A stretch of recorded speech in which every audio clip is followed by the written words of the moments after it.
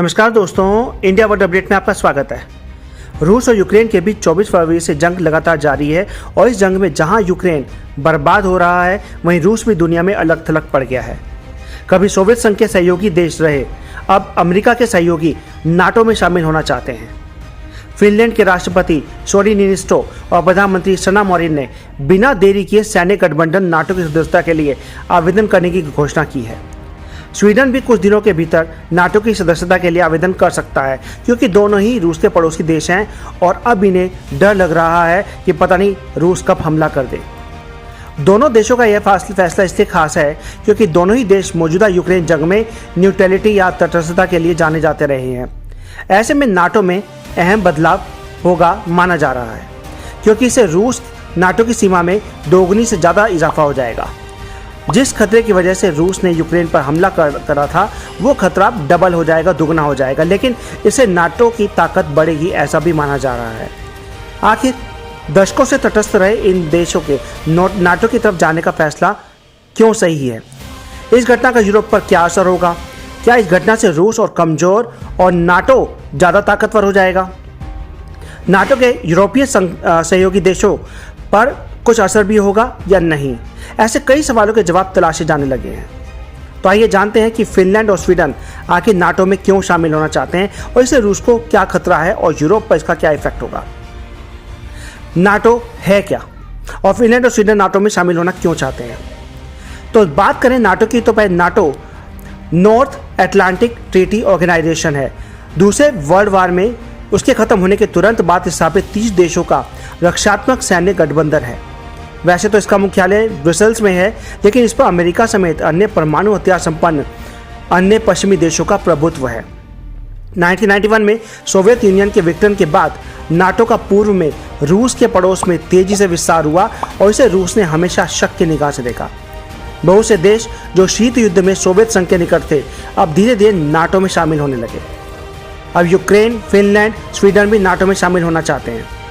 आखिर फायदा क्या होगा और बाल्टिक इलाके में नाटो और रूस की स्थिति है क्या?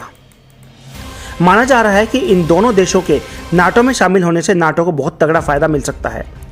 ब्रिटिश डिफेंस रिसर्च एजेंसी के नाटो विश्लेषण रॉबर्ट डायसडर का कहना है कि अब नाटो और स्वीडन, फिनलैंड एक तरफ खड़े हैं। इससे बाल्टिक इलाके में भी सुरक्षा मजबूत हो जाएगी।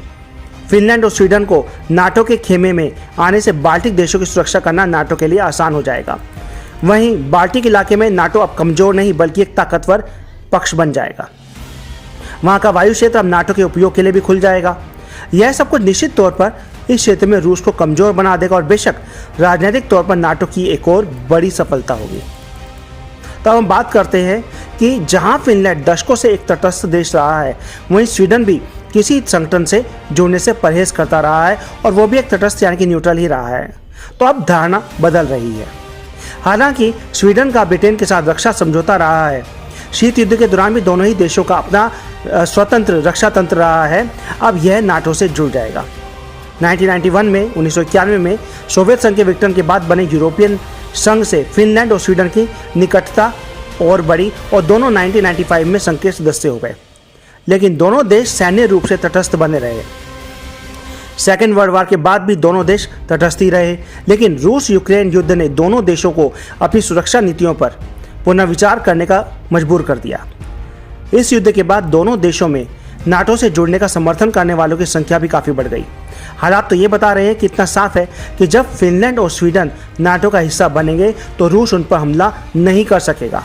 अभी रूस यूक्रेन में उलझा हुआ है और वह वहाँ सफल भी नहीं हो पा रहा है। इसके अलावा वो इतना शक्तिशाली भी नहीं रह गया है कि यूक्रेन के साथ फिनलैंड पर भी मोर्चा खोल सके। इसीलिए कहा जा रहा है कि फिनलैंड और स्वीडन दोनों के लिए नाटो से जुड़ने का यही सही समय है। तो अब बात करते हैं रूस और फिनलैंड के रिश्ते कैसे रहे हैं। फिनलैंड रूस के साथ 1340 किलोमीटर का बॉर्डर शेयर करता है और फिनलैंड और रूस मतलब तब का सोवियत संघ दूसरे वर्ल्ड वॉर में विरोधी पक्ष में थे। यूक्रेन पर हमला कर व्लादिमीर पुतिन ने उत्तरी यूरोप में लंबे समय से चली आ रही स्थिरता की भावना को भी चकनाचूर कर दिया है, जिसे स्वीडन और फिनलैंड असुरक्षित फील कर रहे हैं। अब बात करते हैं नाटो को लेकर फिनलैंड के लोगों की राय क्या है। अगर हम बात करें कि नाटो में शामिल होने के लिए फिनलैंड की जनता का समर्थन सालों से केवल 20 से 25% ही था, लेकिन अभी जो जनमत सर्वेक्षण हुआ है उसके अकॉर्डिंग यूक्रेन पर रूस के आक्रमण के बाद से नाटो के लिए फिनलैंड की जनता का समर्थन रिकॉर्ड 76% तक पहुंच गया। यानी फिनलैंड के सारे लोग यही चाहते हैं कि फिनलैंड नाटो में आ जाए, शामिल हो जाए। स्वीडन में भी अब 57% आबादी देश के नाटो में शामिल होने का समर्थन करती है, जो कि रूस यूक्रेन युद्ध से पहले की तुलना में बहुत ज़्यादा है। नाटो में अपना भविष्य क्यों देख रहे हैं दूसरे देश?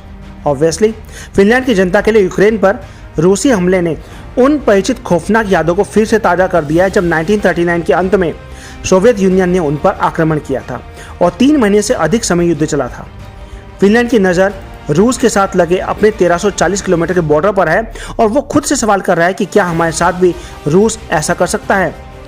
दूसरी तरफ हाल के वर्षों में स्वीडन ने भी रूस की तरफ से खतरा महसूस किया है और कई बार रूस के सैन्य विमान स्वीडन की संप्रभुता का उल्लंघन कर उसके एयर स्पेस में घुस चुके हैं। 2014 में स्वीडन को उन रिपोर्ट्स ने सन्न कर दिया था कि एक रूसी पनडुब्बी स्टॉकहोम द्वीप समूह के पास आ गई है। अब बात करते हैं नुकसान की। फिनलैंड के नाटो का सदस्य बनने से रूस को क्या नुकसान होगा? फिनलैंड को नाटो का सदस्य बनने से रूस को उत्तर की तरफ से भी खतरा महसूस हो सकता है। इसके अलावा रूस का प्रमुख शहर और आर्थिक राजधानी सेंट पीटर्सबर्ग भी असुरक्षित हो सकता है। फिनलैंड बाल्टिक सागर के किनारे बसा देश है। ऐसे में अगर नाटो चाहे तो एस्टोनिया और फिनलैंड के बीच नाकेबंदी कर रूस को घेर सकता है। एस्टोनिया पहले से ही नाटो का सदस्य है, इस कारण पूरे बाल्टिक सागर में रूस की आवाजाही प्रभावित हो सकती है और इतना ही नहीं, रूस का समुद्री व्यापार भी ठप पड़ सकता है। यही कारण है कि रूस नहीं चाहता कि नाटो उसकी उत्तरी सीमा के करीब पहुंचे। अब रूस फिनलैंड को धमकी क्यों दे रहा है? उम्मीद के मुताबिक रूस ने भी अपनी नाराजगी जता दी है और दोनों देशों को चेतावनी भी जारी कर दी है। रूस की राजनीति और इतिहास के लिहाज से ये बहुत बड़ी घटना कही जा सकती है। इसके अलावा फिनलैंड और स्वीडन के नाटो में शामिल होने के बाद नाटो की रूस से लगी सीमा दोगुनी से भी ज़्यादा हो जाएगी और रूस की नाराजगी का अंदाजा इसी बात से लगाया जा सकता है कि फिनलैंड के ऐलान के चंद घंटे के अंदर ही क्रेमलिन ने बयान जारी कर चेतावनी दे दी है। बयान में कहा गया है कि फिनलैंड का नाटो में शामिल होना रूस के लिए सीधा खतरा है और इतना ही नहीं, रूस ने इसके जवाब में कार्रवाई की भी धमकी दे दी है। तो आखिर अब बात करते हैं कि पुतिन के पास इसका विकल्प क्या बचा। अगर सैन्य ताकत की बात की जाए तो रूस तो फिनलैंड यूरोप में कई छोटे छोटे देशों के मुकाबले में काफ़ी कमज़ोर है।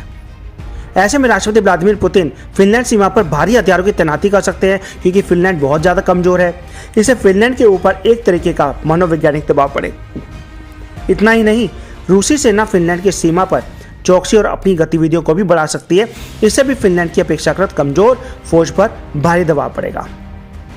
तो दोस्तों अगली वीडियो में फिर मिलते हैं कुछ और इंटरेस्टिंग फैक्ट के साथ। अगर आपको वीडियो पसंद आए तो लाइक शेयर सब्सक्राइब जरूर करें। Thank you.